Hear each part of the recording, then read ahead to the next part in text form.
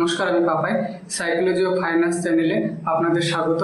আজকের এই ভিডিওর মধ্যে দিয়ে আপনাদের সঙ্গে আলোচনা করব আপনারা যে ফেসবুকে যেসব কন্টেন্ট পোস্ট করেন, ভিডিও, রিলস, ছবি, স্টোরি, তো সেইগুলো কীভাবে ভাইরাল করবেন এবং আপনাদের কন্টেন্টগুলো ভিউ কীভাবে বাড়াবেন সেই বিষয় নিয়ে।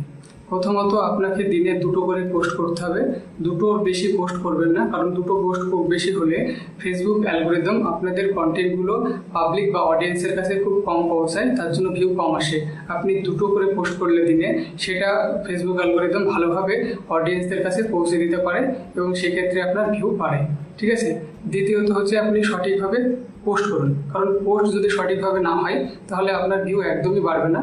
এবং সঠিকভাবে পোস্ট করতে হলে আপনাকে প্রথমত পোস্ট অপশান, যদি ভিডিও বা রিলসে যান তো ভিডিও অপশানে যাবেন। ভিডিও অপশানে যাওয়ার পড়ার সময় আপনার কাছে যে প্রাইভেসি যে আপনার সেটিং থাকে, প্রাইভেসি সেটিংয়ে আপনি সবসময় ওটা পাবলিক করে রাখবেন। ঠিক আছে। পাবলিক করে রাখলে কী হবে, আপনার যারা ফ্রেন্ড রয়েছে তার পাশাপাশি আপনার নন ফলোয়ার্স অডিয়েন্সদের কাছে আপনার ভিডিও বা পোস্টগুলি পৌঁছে যাবে, তার সেই ফলে আপনার ভিউটা বেড়ে যাবে।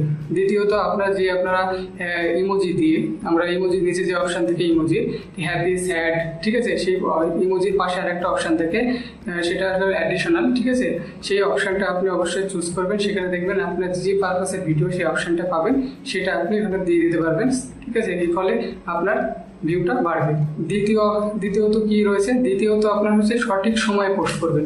সঠিক সময়ে পোস্ট করলে আপনার ভিউ বাড়বে। আপনাকে সেক্ষেত্রে মনে রাখতে হবে আপনার অডিয়েন্সরা কখন বেশি ফেসবুকে অ্যাক্টিভ থাকে সেই অনুযায়ী আপনাকে পোস্ট করতে হবে। দেখুন, আপনার অডিয়েন্স বা আপনার ফলোয়ার্সরা কখন ফেসবুকে অ্যাক্টিভ বেশি থাকছে সেটা দেখার জন্য আপনাকে প্রথমে আপনার ফেসবুক প্রোফাইলে যেতে হবে এবং ফেসবুক প্রোফাইলে যাওয়ার পরে যে প্রফেশনাল ড্যাশবোর্ড রয়েছে, প্রফেশনাল ড্যাশবোর্ডে যাওয়ার পর আপনাকে আপনার কাছে অনেকটা অপশান শো করবে। প্রথমে রয়েছে ইনসাইড।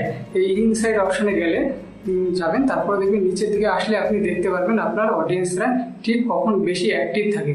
তাছাড়া সাধারণত ম্যাক্সিমাম একটা নির্দিষ্ট সময় রয়েছে যে টাইমটায় ফেসবুক ইউজাররা ফেসবুকে সবচেয়ে বেশি অ্যাক্টিভ থাকে। ঠিক এই সময় যদি আপনি পোস্ট করেন সেই সময় আপনার ভিউ বেশি আসতে পারে।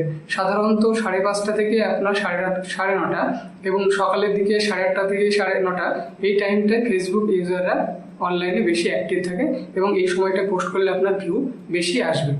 পোস্ট করার সময় আপনাকে আরেকটা বিষয় ভীষণভাবে মনে রাখতে হবে।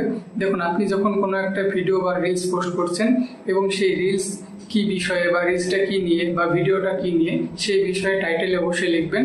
আপনার যদি কমেডি হয় তো কমেডি সম্পর্কে, যদি কোনো একটা শিক্ষামূলক হয় তবে সেই সম্পর্কে কিছু কথা আপনি টাইটেলে লিখবেন। তার সঙ্গে সেই টাইটেলের সঙ্গে সঙ্গে কিছু গুরুত্বপূর্ণ হ্যাশট্যাগ ইউজ করবেন।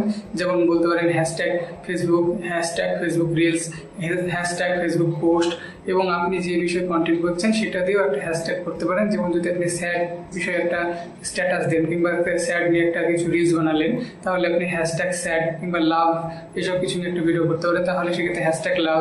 এবার আপনি যদি কমেডিয়ান করেন তাহলে সেক্ষেত্রে হ্যাশট্যাগ ফানি, এইসব হ্যাশট্যাগুলো ইউজ করবেন এবং আপনার যে বিষয়ে কন্টেন্ট সেই বিষয়ে হ্যাশট্যাগ অবশ্যই ইউজ করবেন। এরপর আর একটি গুরুত্বপূর্ণ বিষয় আছে যেটা আপনাকে মনে রাখতে হবে।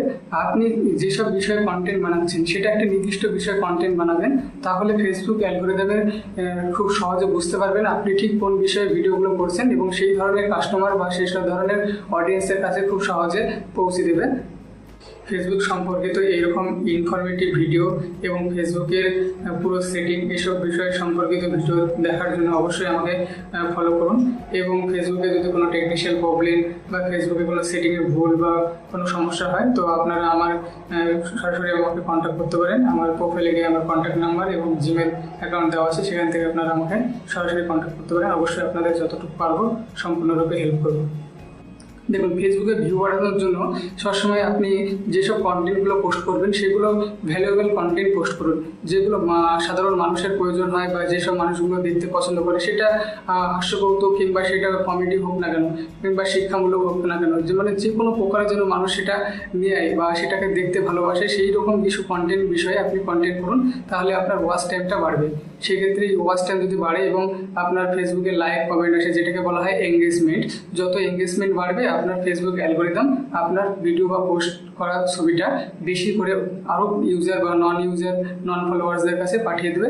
সেক্ষেত্রে আপনার ফলোয়ার্সটা আরও বাড়বে।